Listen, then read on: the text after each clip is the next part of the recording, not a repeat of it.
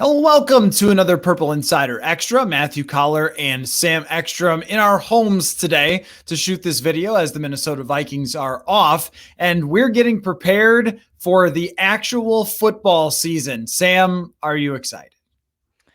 Yes, I am. The preseason it's enticing when it comes because we say it's real football, but it's not real football.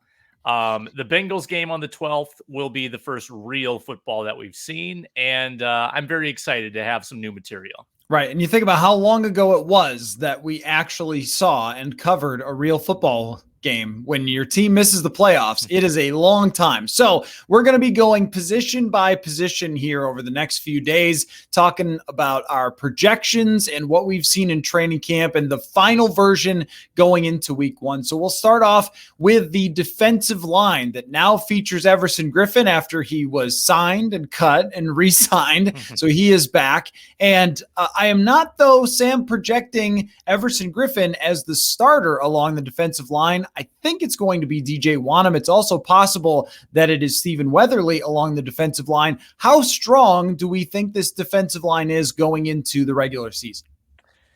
I think it's a heck of a lot better than it was coming out of free agency and the draft. I mean, I think the margins were razor thin when you went into OTAs and you didn't really have a pass rushing three technique. And you didn't have really a trustworthy third defensive end.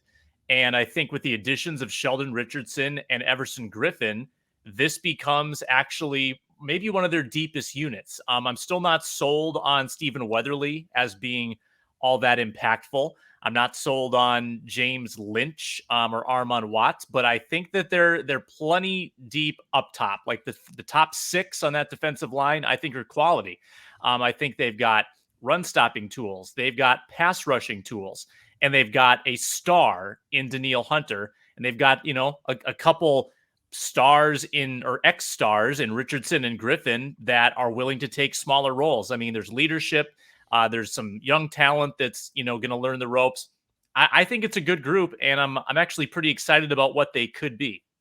We've talked about the depth being short on this roster, but this is the one position that is not short on depth at all. When you can have, if someone goes down on the interior, when you can have Sheldon Richardson stepping up into their role when he's been a starter for his entire career. And the same thing goes for Everson Griffen, though I'm not convinced that by week 4 or 5, we'll see Everson Griffen back as the starter. I would probably guess that's going to happen unless we do see a big jump from DJ Wonnum. And I think if you're talking about the difference between whether this could be a very good defensive line, and that's another key part of this too, is that they come out of training camp in the preseason completely healthy on the defensive line. That is very important that they're going to have their full toolbox. But when we talk about how high the ceiling can be, your interior pass rush is not projecting to be tremendous. And when it comes to Everson Griffen, if he is indeed a situational player, that's not the old Everson Griffen that we saw before, the double-digit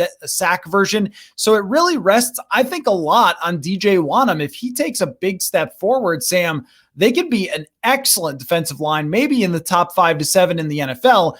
If he doesn't, I think they're more of a fringe top 10 group. Yeah, I think that's fair. Andre Patterson the other day was actually talking up DJ Wonnum as a run stopper, which is something we haven't really heard a lot of. But he thinks that DJ Wonnum is going to be great, and you take it with a grain of salt because Andre Patterson is really fond of his guys, and he's going to talk them up. And we'll know once we get on the field and he has to rush against, I don't know, Riley Reef, which might be his week 1 assignment. And I think that, sack total has never been a gigantic priority for this defensive outfit. It's more about pressures. It's more about discipline. They're not going to let guys go rogue and do their own thing. So maybe the sack numbers aren't enormous, and maybe, no one gets into double digits besides Hunter. Hopefully it's better than last year where your leader was traded after 6 games. But I think that with Richardson on the inside and, maybe some flexibility on third downs where you can move Griffen or Weatherly inside, they could get a nice sack total racked up on those pure passing downs, particularly if Pierce and Tomlinson do their job on first and second down to set up some more third and longs. I'm very interested to see what the rotations look like, even from the very beginning. And we know that what they do in week 1 isn't necessarily what they'll be doing by week 10. But in terms of just snap counts and where everyone plays, and when we talk about DJ Wanham, we saw during the preseason them move DJ Wanham around a little bit. He was at outside linebacker. We saw them run some zone blitzes where DJ Wanham would drop back into coverage because that was something he was able to do in college, and he has a little more versatile skill set than just being a pure edge rusher. So I want to see that. I want to see if Everson Griffin is moved inside on third downs with Sheldon Richardson and someone else is coming off the edge, maybe DJ Wanham or Stephen Weatherly. They've got a lot of options here, and even Danielle Hunter at times moved over during training camp to right defensive end. I'm still not sold that that's going to happen all that often, but they have a versatile defensive line, and Andre Patterson compared it to when they had Brian Robinson here, where they could move him around and have him rush off the edge or rush inside. I think that really helps this unit become a little more hard to predict, and the fact that you are really pretty much set for any type of situation that you run across. But answer me this, Sam. What is the biggest question mark for you? Because for me, it's, can DJ Wanham take that next step and make them great as opposed to good? What is your biggest question? Yeah, I think it's along those lines. I guess it's who's next, right? Because you've got Richardson for a year, you've got Griffin for a year, and Hunter is probably going to be around longer, but we don't know. You know, he's got that restructured contract, can be a free agent. Like, who's next? Wanham is the logical choice. Don't think Weatherly's going to be around long term. We haven't seen much from Patrick Jones. He's still figuring out the NFL.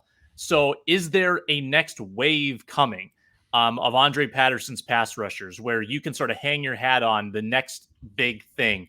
Can any of these young guys make an impact? Because as you said, that's going to be what separates this group. Wanham, I think, has the physique. He has like all the tools that you need. Can he execute the technique? Can he do the little things right? We've seen a lot of lanky, athletic pass rushers come through here that could not do what Danielle Hunter could do, because that's basically impossible. What do they have in some of these younger players? That's what I want to know. I want to know just how Michael Pierce and Danielle Hunter come back from being off for all of last year. Danielle Hunter with the injury and Michael Pierce with sitting out the season due to COVID concerns. Those two are coming back, but they have not played football really since the end of 2019. It's been a long time, and the Vikings are not in a place where they can afford too much rustiness. Now, I think both players have looked tremendous during training camp, but once you're talking about real games, it'll be very interesting to see how they adapt, how quickly they're ready to go. And I think they're facing the right offensive line to have a big day, a confidence-boosting day in going against Cincinnati in week 1. Okay, before we wrap this up, give me your prediction, Sam. How many sacks will the Minnesota Vikings, let's just go as a team instead of just as a defensive line, how many sacks will the Vikings have as a team? If my memory serves me right, it was 23 last year. And I think a couple of years ago, it was like 40. I'm splitting the difference. I'm going to go about 32. 2 per game. No, check that. There's 17 games in the season. 34. There you go. 2 per game. 34 sacks this year. I'm going to go with 38. A couple of years ago, I think it's 2019, they were up over 40. The league leaders usually get up over 50. And like you said, we're going to have to adapt that for 17-game season. But I don't think this team quite has that second edge rusher that's going to get double digits to get there. They are always good with the blitzes and so forth, but I'm just not sure they have the interior guy or the other defensive end to get much higher than, say, 40 sacks. So that's where I'm going to go, but a very good unit overall. All right, we'll continue to preview these. Make sure you listen to our full podcasts at Purple Insider and read our work at purpleinsider.substack.com, and we'll catch you next time.